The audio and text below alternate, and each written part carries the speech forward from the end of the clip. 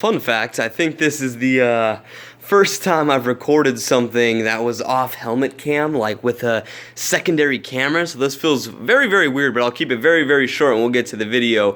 I just want to let you guys know we finally have VroomVroomDana and Pussy Squad key tags now available. These are all the orders I've done so far. There is a shitload of orders. And the reason you guys haven't heard about it yet is because I haven't even mentioned it on my YouTube yet. I literally just got these. I mentioned it on my Facebook, Instagram, Twitter, and everybody who follows me over there kind of had the heads up and were able to get the first batch of shipments.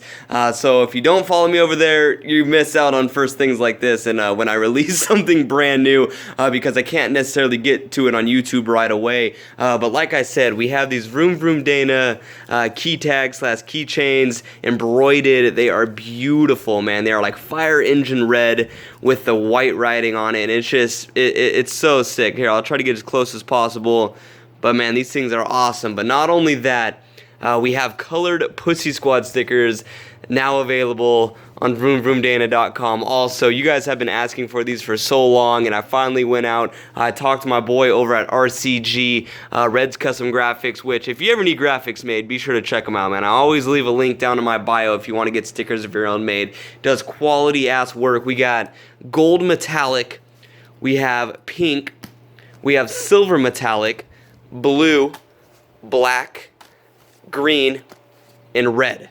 So we have like 7 different colors now, which is fucking awesome. The stickers will be for sale, and like I said, the key tags are for sale also.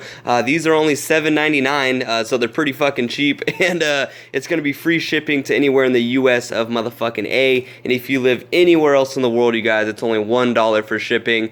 So links always to those in the bio. I'd love to see you guys pick these up. Send me pictures if you do.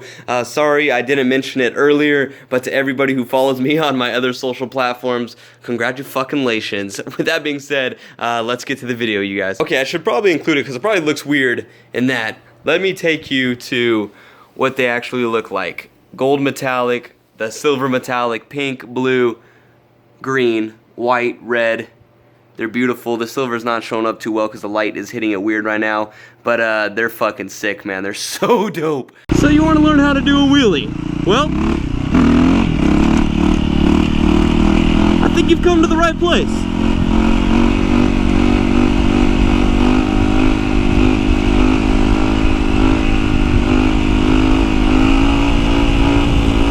I apologize about that long intro that was off camera. Just wanted to let you guys know of some of the new things that are available. I really couldn't like take it to the post office and fit it in the video because there was way too much shit to ship, so I had to drive my truck down there and ship it out that way, and I had to ask the guy a few questions and everything. But like I said, man, those key tags, those keychains are finally available. It's been forever. You guys have been asking forever about those. And then the Pussy Squad stickers in different colors are also finally available. So there's always a link in the description if you guys did want to check that out. And then always, man, you guys seem to be buying this shit all the time. Send me pictures, tag me in photos. I want to see you guys repping the shit out of this stuff and showing the love for VroomVroomDana and the Pussy Squad.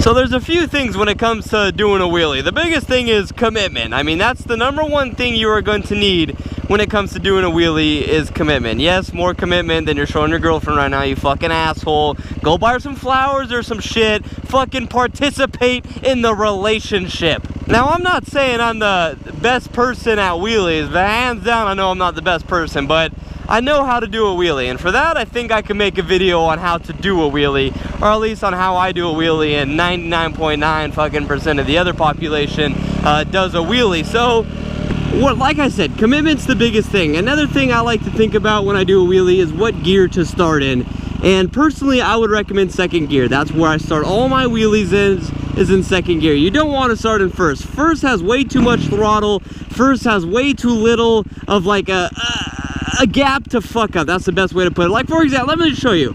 If I'm in first gear, if I give it a little bit of throttle, the front end wants to come way up. I mean, a little bit of throttle and the front end launches way up, and that's something you don't want during a wheelies. You don't want that abruptness when it comes to doing that, especially when you start off. I mean, later down the road it won't be a problem, but when you're starting off and you're trying to learn to do a wheelie and you just give a little bit of gas, it's gonna come way up and you might panic, hold the throttle, and you're gonna end up with your ass fucking scraping the ground. So when it comes to learning wheelies, I feel the best gear to learn a wheelie in is in second gear. Second gear is kind of that sweet spot. You have enough power to get the front wheel up, but then again, there's not a ton of power where you're gonna quickly loop the bike like you're gonna do in second gear. It's more of a gradual wheelie. For example, I'm in first, we'll shift to second gear, and in second gear, the front end comes up a lot slower and you can kind of hold the wheelie in that position. It's more gradual than being that first gear, just boom, like balls to the wall. So wheelies are all about finding that balance point, finding that fine line between either letting the front end back down, the bike winding out, or looping the bike, which you really don't want to do. So you need to find that certain balance point, and again, it's going to take some commitment, it's going to take some cojones to get to that balance point. Because for example, when I first started learning how to do a wheelie, that was my biggest problem. I was too scared to commit to the wheelie. I was too scared to commit to the balance point, which everybody's going to be. You don't want to loop the bike, you don't want to fucking scrape your asshole up, you don't want to rip the back fender off your bike and pay $100 or $200 or however much it's going to cost you to replace that shit. So looping a wheelie is always everybody's number one concern, and it should be. I mean, it is something that's very scary, but you still need to bring it back enough to where you can find that balance point. And let me give you guys a quick example of what the fuck I'm trying to talk about real quick. So I'm in first gear right now, and actually, no, let's do second gear. I'm in second gear right now, and if I do a wheelie, but I'm not in that balance point, the bike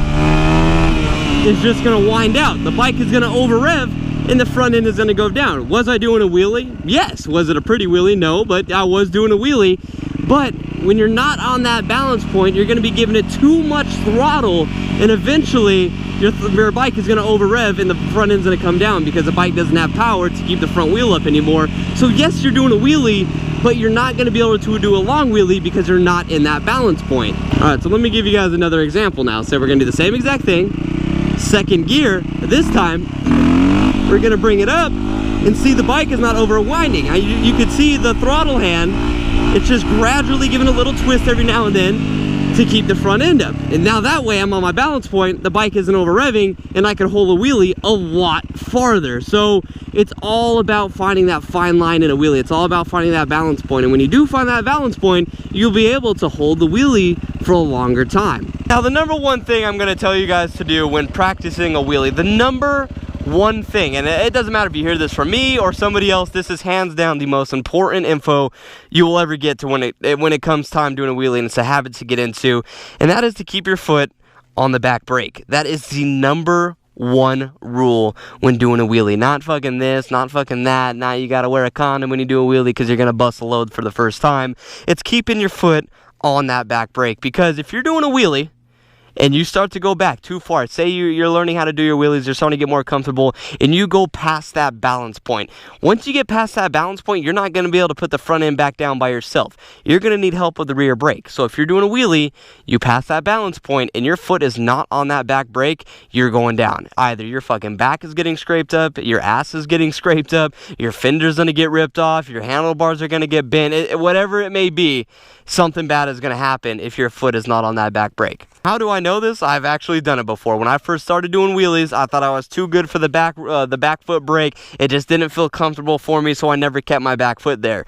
Well, when it came for that first time, when I went a little bit too far, guess what happened? I lost it. I pushed the bike out. It ripped the back fender off, ripped the handguard off, broke my clutch perch, left a big-ass raspberry on my ass, left a raspberry on my shoulder, and it did not fucking feel good, and that was like a $150 mistake on my bike. So keep your foot on the fucking back brake. If it feels weird, train yourself to keep your foot there. To show you guys the importance of keeping your foot on a back brake, okay, I'm going to give you a real life scenario.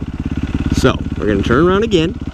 Now say we're doing our wheelie, we're practicing our wheelies, we get the front end up, and the front end is too high, okay? You start to go way too far back. You start to do that 12 o'clock shit. What you're going to do is slam that back brake, and it jolts you forward, okay? Once you hit that back brake, that back tire is going to lose its momentum and it's going to slam the front end down. You see those people on Instagram, you see those people on YouTube, B-Rad Moto, whoever it may be, fucking Bike Life, whatever the fuck they're doing, and they're doing those 12 o'clock wheelies, they're scraping license plates, they're scraping fenders.